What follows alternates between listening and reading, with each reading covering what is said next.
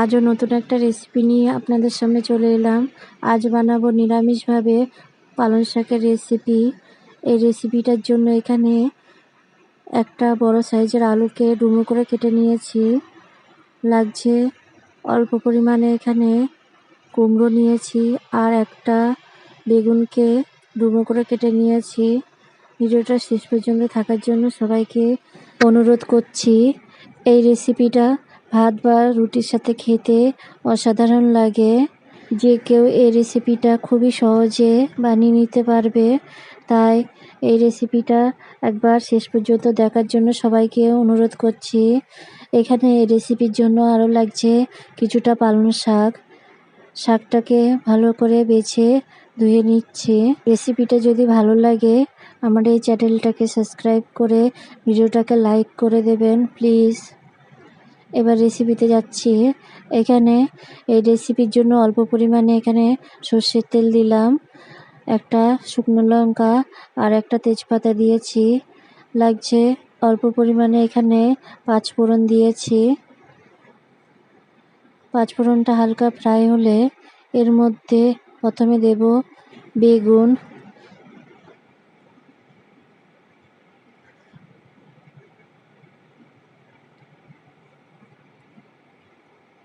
গ্যাসের আঁচটাকে মিডিয়াম করে বেগুনগুলোকে ভালো করে ফ্রাই করে নিচ্ছি।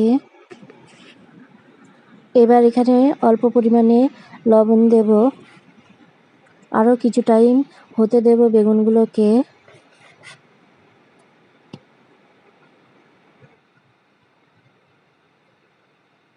যখনই বেগুনগুলো এরকম হবে তখনই এর মধ্যে প্রথমে কুমড়োগুলোকে দিচ্ছি, তারপরে আলুগুলোকে দেব। ভালো করে এবার মিশিয়ে নেব।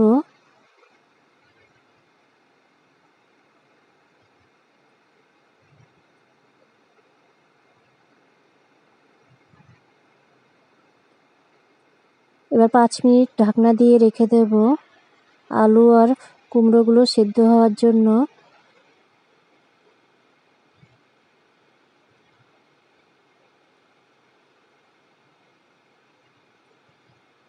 এখানে আলু ও কুমড়োগুলো 75% সেদ্ধ হয়ে গেছে। এখানে 3টে কাঁচা লঙ্কা দিলাম। এবার পালং শাকগুলোকে দেব। যখনই পালং শাকটা দেব তখনই গ্যাসের আঁচটাকে একবারে লো করে দেব।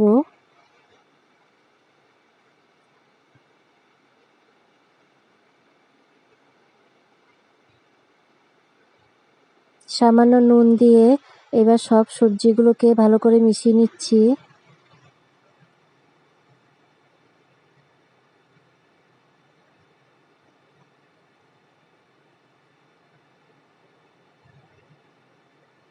এবার ঢাকনা দিয়ে আরও 5 মিনিট রেখে দেব।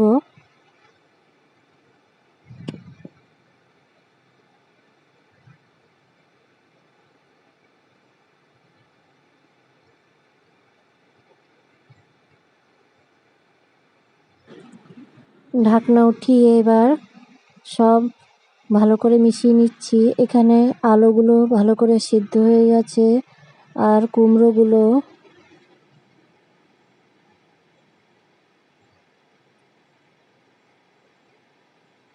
সামান্য জল বেরিয়ে এসছে।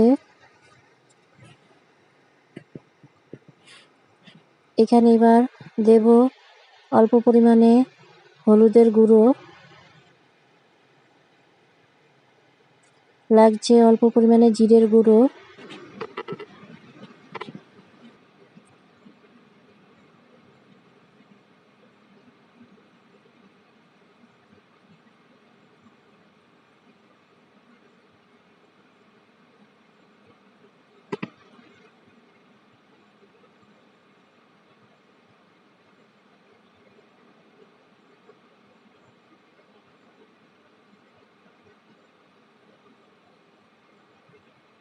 এবার নামিয়ে নিচ্ছি, কিছুক্ষণ রেখে দেব।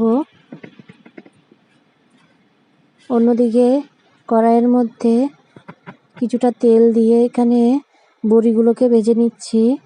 এই রেসিপিতে বড়িগুলো সবার শেষে দিলে খেতে বেশি ভালো লাগে। বড়িটাকে ভালো করে ফ্রাই করতে হবে।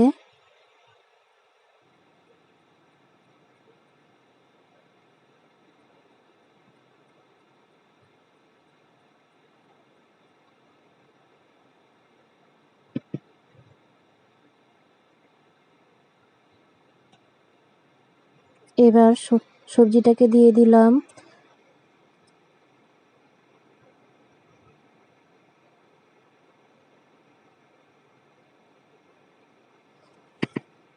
অল্প পরিমাণে এখানে চিনি দিচ্ছি।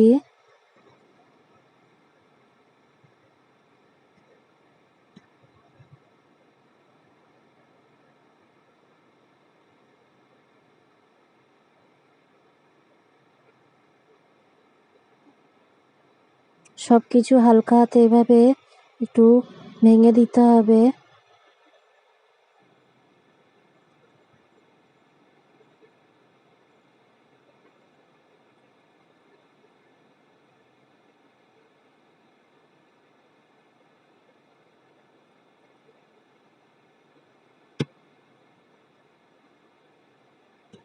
এবার নামিয়ে নেব। খুবই সহজে এই রেসিপিটা করেছি। দেখা হবে নতুন একটা ভিডিওতে। ততক্ষণের জন্য সবাই ভালো থাকবেন।